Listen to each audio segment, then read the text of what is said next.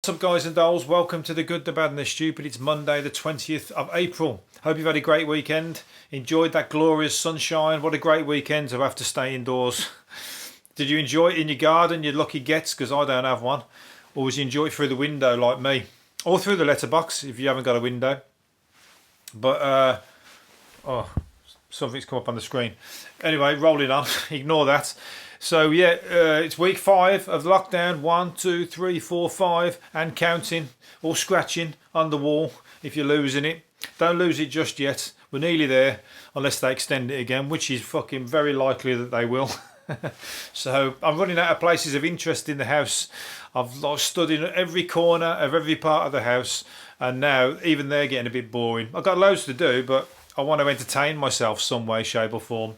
I'm sleeping in the wardrobe at the moment, upside down like a bat. I'm bored of conventional sleeping.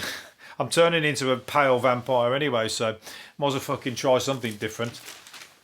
I was going to say the pubs are going to be shut till Christmas, if you believe what the fucking shit Sun says. That ain't going to happen.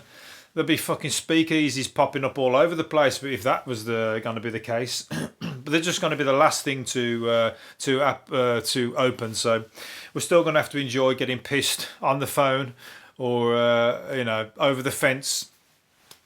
But if they do keep the pubs shut, they're still going to allow small gatherings. So if you're clever, want a good business idea, which I'm going to give you, you can set your shed up into a speakeasy, like I just said, and fucking when people come round, you can sell your beer and fucking have it all like set out like a little bar, and that's what'll come. Everybody be have these like, you'd be like, instead of having like all the pubs down the high street, you just be going to a different neighbour that you don't know's house who's got a speakeasy in his back garden, and you can go to each other's, and it'd be a totally different way of socialising and a good way to get to know your neighbours. But don't say anything, that you, when you're drunk and you start giving too much away, like you do at the work office party. That's the last thing you want to do. You start telling your neighbour who's a bit shady, or your fucking record collection, or the great stereo system you got. Next thing you know, your back door's been kicked off and your stereo's gone. Well, unless you didn't grow up on a street like mine, because that's the kind of shit that fucking happen on a regular basis. But as I said, the middle classes are starting to feel what it's like to be working class at the moment, with all that time at home and fucking life on the dole, no job. Nice suntan. I'll tell you what, you never have a better suntan than fucking somebody off a council estate. I'm telling you. We used to say everyone's been tangoed on the council estate, and also everybody had fucking sunbeds. Everyone was hiring. Nobody owned one. No one could afford to own one, but they'd hire them out from fucking from radio rentals and whatever. Blue lights everywhere. On the night time, you could see everybody suntanning themselves in the windows. You can tell because the light was blue. And you could tell somebody's on, and everybody's like, in the middle of winter, everybody looks like they're in fucking Club Tropicana. Anyway, moving on. Prince Harry, or Harry as we like to call him now, he's calling him Prince Harry here. That's a faux pas because he's not actually a prince anymore. Can everybody get on board with that? But anyway, he's been criticised by leading medical scientists for claiming that the UK's coronavirus crisis is not as bad as the public are being told. Since when did he become fucking chief of information? He's moved to America and now he's like fucking fell right on the curtails of Donald Trump by the sounds of it. I hope you're right, Harry, but if you do know something that we don't, please do tell us, because this life in lockdown isn't that good for anybody with no money and no fucking, no status and all that kind of stuff, and no job even. If you can move things along a little bit quicker, I'll tell you what, you might well go up in my estimation. Now, he's not down in my estimation anyway. I like Harry, but I don't know where he's coming from with that one. I think somebody might have been out to get him and like maybe took that one out of context, maybe. I don't know what he's saying. The Duke of Sussex told a military community podcast that things here are better than we are led to believe through certain corners of the media. Tell that to fucking intensive care. I don't think anybody's going to be what's it called? Anybody's going to take those comments as any kind of fucking sensible. So yeah, he must have been pissed. Is he drinking? He's looking for his status. He's looking for. He hasn't got a status over in America yet, has he? Obviously, he's got a humanitarian work, but he's not an actor, and he's no longer a prince. He's a husband and a father at the moment. So he's going to find himself doing like walking around Hollywood with Starbucks coffee and his baby strapped on his front. That's going to be his role. He ain't going to fit in. It ain't going to work. How long is it going to last? Come on, let's start taking bets. Where's Ladbrokes? Are they all shut? I bet you must be able to still bet on stuff. There's no sport. Let's just bet on how long Harry will last in Los Angeles. What's it called? Coronavirus is now threatening the Great British Cuppa. The world's largest tea producers have been locked down because of the pandemic. So apparently, like, we're all going to be struggling for tea, or the prices of tea is going to go up. Do you know how much by? Wait for it. Get ready behind the sofa. 5p. That's all. 5 fucking p. A packet of 40 breakfast tea bags is set to rise by at least 5p. I think I can handle that, even though I am fucking skint. I'm not gonna. I thought you were gonna say like it's gonna go up a fiver or fucking tenner or something. Even then, it's not the worst. When I start talking about pence, you got to get real. You know what I mean? It's like hardly the worst thing in the world, is it? Somebody gonna, even if you had one less cup of tea a day, that'd cover that. Anyway, I'll tell you what. I saw something that was good today. Or was it yesterday? Yesterday. I don't know how I found onto it, but I was talking about porno films when I was I was talking about films that are made. Then somebody makes a porno version of the film, and I don't know how I stumbled on this because I wasn't looking in particular for anything like that, and it was a Teenage Mutant Turtles one, and it's called. Well, it's a great name. 10-inch Mutant Ninja Turtles. Is that what it's called? Whoever wrote it down? I wrote it down somewhere. I've just said that off the top of my head. Yeah, 10-inch Mutant Ninja Turtles. And basically they have some seamen went down the toilet into the sewer and landed on them. And they all fucking changed into these big turtles with massive 10-inch dicks. And then apparently I saw there's a trailer for it on YouTube and I saw that. But there's a full length version with the shagging in it, I think, because I haven't seen that. So if anybody's interested in cross of Ninja Turtles versus fucking animal porn stroke woman getting gangbanged by turtles, I think it's all those three. If that floats your boat, you'll have to find it. I don't think it's going to be hard to find. Just get on the information that I've just Googled. I've just given you. You probably have the fucking... sex police round your door, fucking banging on your door, going, "What are you Googling, mate? Because there's something wrong with you. You going on the register for that." Don't blame me. Nothing to do with me, governor. Don't do as I say. I'm only fucking doing this for comedic purposes. But anyway, yeah, it's some crazy film. I'm going to look out for more now. I'll find them very interesting. Did I tell you I've got a new microphone? Hopefully this sounds fucking... My sulky tones sound all the fucking more sexy since I've had this new microphone, because it better sound alright, because I've been trying to get it to work 30 times. I've tried to start this podcast and it's messed up every time. So this time I've just said, fuck it, I'm just rolling. If it doesn't work, it's the last episode. So if you can hear me, here you go. This is what I sound like in real. You've had me in like standard shit monotone version up till now, and now we got me on stereo.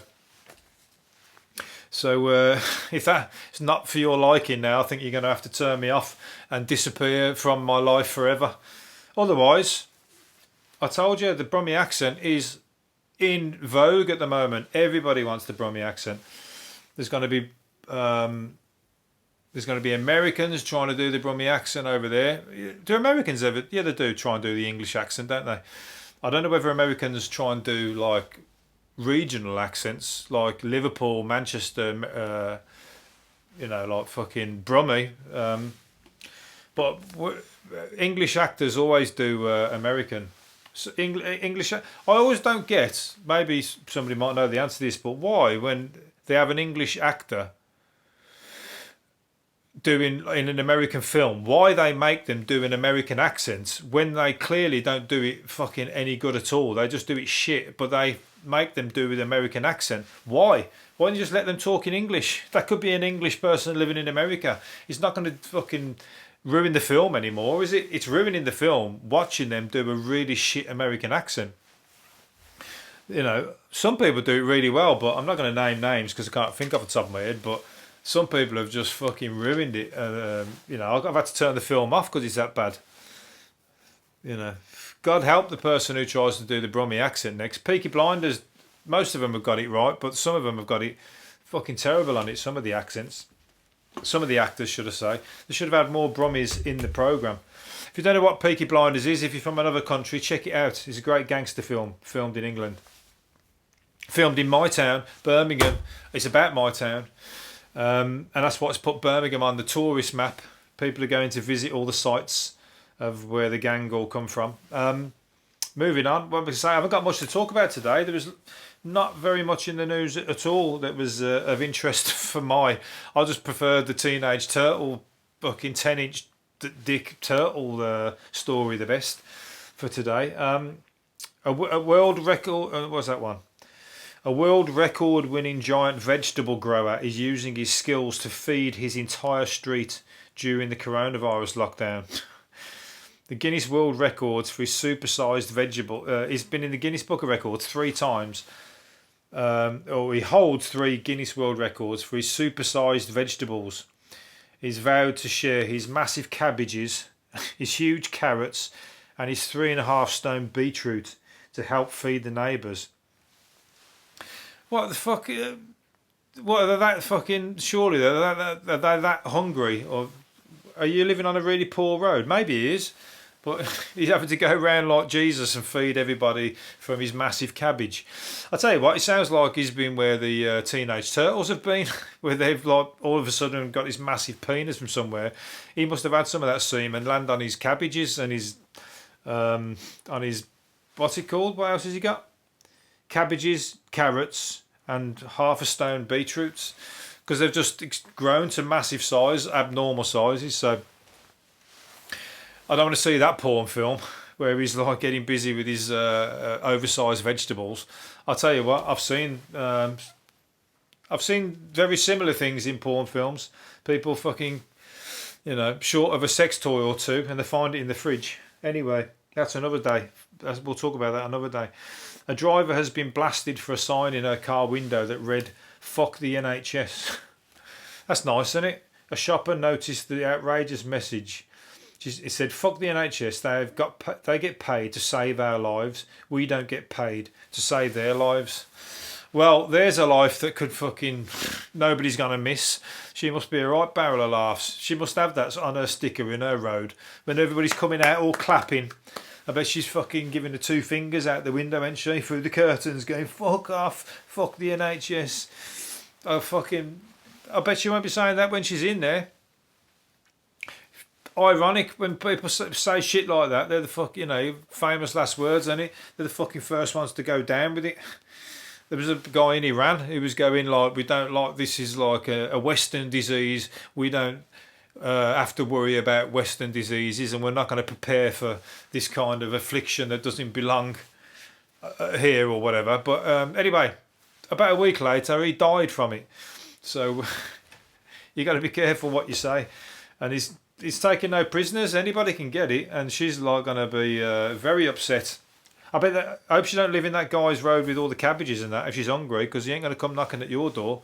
Not with that attitude. Llama blood could contain the secret ingredient for a vaccine. Belgian scientists said antibodies found inside the animals could neutralise the virus, having previously been used in HIV research. That's fucking mad. You're going to have to. What are you going to have? Blood maybe injected in. How are they going to put it in you? Doesn't say. Maybe you're going to have blood from a llama injected into you. So not only is it going to cure you of coronavirus, it's going to give you a big, stupid haircut. Your hair's just going to grow like a llama's. Have you seen a llama's hairs? That's fucking hilarious. You can't beat a llama's hairstyle for a laugh. And if you get that, it's a catch-22. Do you want to save yourself Otherwise, you're going to have to put up with a big llama perm on the top of your head. That'd be hilarious. But anyway, good job that people are finding or looking for a cure. Hopefully it comes soon. Can't come sooner enough, can it? Captain Tom Moore, the guy who's been walking around his garden and raising ridiculous amounts of money. 25 million he's up to at the moment. And he's still going. He's like fucking, he's like a superhero at 99 years old. And not only has he fucking raised that much money, he's just had a #1 hit. He's sung a song and he's gone straight in at #1. So he's like, he can't do no wrong, this guy. I wonder what his next trick is going to be, because he's like, he's gone to #1, sold all them songs as well. I'll tell you what, he's like going to be like fucking, I don't think anybody's going to crack his record. He's going to keep raising that money. He's going to come up with a new gimmick or something soon. That's 2. He's got to do a 3rd one. Anyway, so anyway, why he's doing it, it's all good because he's going to the NHS. What I'm going to say, last one. Yorkshire Ripper Peter Sutcliffe has signed a do not resuscitate order after being told he's at high risk of dying if he contracts the coronavirus, and he's agreed to the move after a meeting with a specialist in prison. Again, nobody's going to miss that, and fucking nobody would give much of a fucking monkeys about that, would he? The Yorkshire Ripper. He's like fucking, I don't even know how he's still around. He's fucking in his 70s. He must be like, I've heard for like 20 years ago he was like fucking really ill in hospital. So he's bound to fucking die soon anyway. And nobody, as I said, will fucking miss him, because if you ever heard of if you don't know who the Yorkshire Ripper is, I think the clue's in the title. You'd have to Google him, because I don't even want to talk about him on my fucking podcast. I don't know why I brought him up. I was just talking about him because it was like, good if he dies. Anyway, let's. I don't want to bring the fucking tone of the day down. Let's move on to something a little bit happier. Only Fools and Horses is the go-to TV for the biggest comfort at the moment. If you want the biggest laughs, Only Fools and Horses is it anyway, isn't it? So if you haven't seen that, that's fucking, what are you doing? Because all the first ones are the best with Grandad, but then Uncle Albert's a very close second. He ain't fucking. Grandad's the best, but Uncle Albert's fucking hilarious anyway, isn't he? And it was about in his 50s or 60s when he took that part. He was an ex-banker and he was doing amateur dramatics, and then a part came up as Uncle Albert, and he next thing you know, he's famous. Nobody knows his real name now. He's just Uncle Albert, and that's it. He's dead now though, so sorry to see him go, along with Grandad up there into the big old Only Fools and Horses cloud in the sky. What am I talking about? Anyway, last thing, a 65p ketchup bottle has slapped its posh rival's bottoms to be voted the best in Britain. Why am I finishing up on this? I've lost the plot today. This microphone has really pissed me off. I've been fucking about with it all day, and I'm hoping that it's worked, but at the same time, it's fried my brains, and I've couldn't read the newspapers properly. I've pulled out a right load of shit. Anyway, it's saying that a 65p tomato ketchup is better than all the others. You're joking, ain't you? There's nothing worse, and if you're a cafe owner, there's nothing worse than going in a cafe, ordering a breakfast, and then you put the sauce on, and it fucking tastes like vinegar and tastes like shit. You just spend that little bit more and proper red sauce and proper brown sauce on. And don't be one of them cheats that has Heinz sauce and then tips that out and pours the cheap sauce in it. And people do that as well, because when you squirt it on, you go, oh, this is a good calf, they got Heinz sauce. You put it on your dinner or put it on your breakfast. All of a sudden, it tastes like that vinegar shit again, because they've topped it up with that. And I know it's a fucking... and it's pence that you're saving. It's ridiculous. It's almost like them tea bags. And I know a cafe owner that done it, so I know it from the horse's mouth. I'm not going to name names because they don't do it anymore, but he used to. And it's naughty. Anyway, I'm going to leave it there. Hopefully you've enjoyed it, and I'll see you again tomorrow when I've fucking managed to hopefully fix this microphone properly, good and for all. Right, see you later for now. Bye.